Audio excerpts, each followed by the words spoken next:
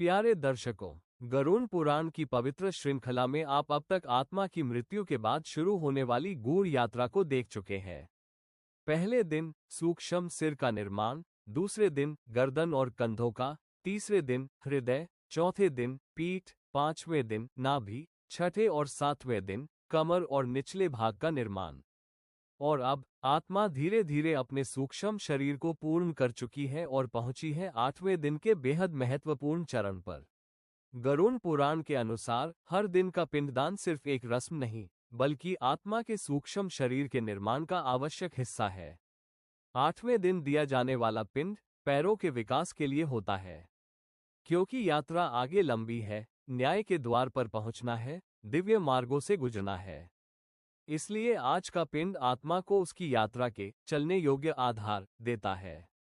ये पिंडदान आत्मा के पैरों को ऊर्जा, स्थिरता और दिशा देता है, ताकि आगे का आध्यात्मिक पथ वो सुरक्षित पार कर सके।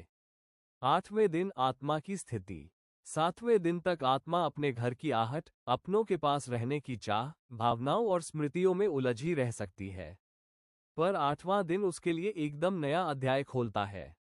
इस दिन आत्मा महसूस करती है कि अब उसकी यात्रा सिर्फ भावनाओं की नहीं, बल्कि तैयार किए गए सूक्ष्म शरीर की आवश्यकता पर भी आधारित है। यही कारण है कि पैरों का निर्माण आठवें दिन सबसे बड़ा कार्य होता है। दिव्य पथ का प्रथम दर्शन। जब आत्मा के पैर विकसित होते हैं, तब वह पहली बार एक दिव्य मार्ग को साफ साफ देख पाती है।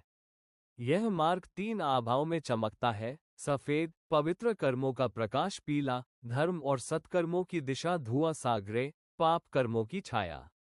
आत्मा अनुभव करती है कि अब उसके कदम इस मार्ग पर आगे बढ़ने को तैयार है।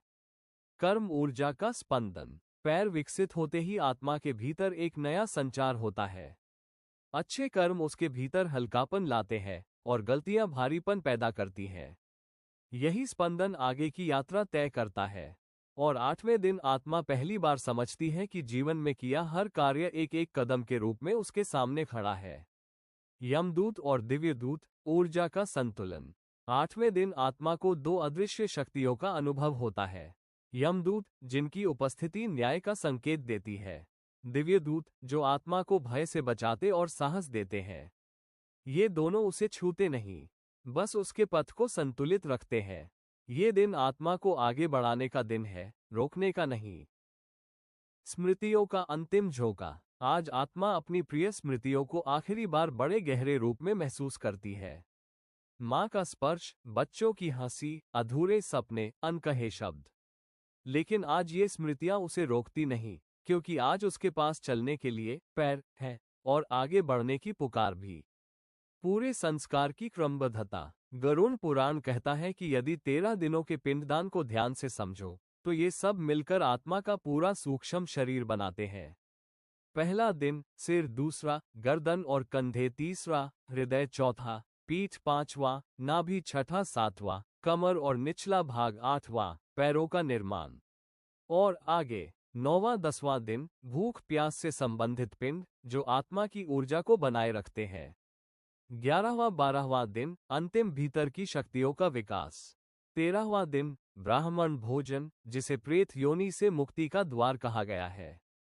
इसी क्रम से आत्मा अपनी यात्रा में पूर्ण रूप से आगे बढ़ने योग्य बनती है। दिव्य पुकार और आज का अंत। आठवें दिन के अंत में आत्मा एक हल्की दिव्य ध्वनि सुनती है: यात्रा आगे है, चलो। अब उसके पास चलने योग्य शरीर है, ऊर्जा है और मार्ग भी दिख चुका है। आठवें दिन के अंत में आत्मा एक हल्की दिव्य ध्वनि सुनती है: यात्रा आगे है, चलो। अब उसके पास चलने योग्य शरीर है, ऊर्जा है और मार्ग चुका है।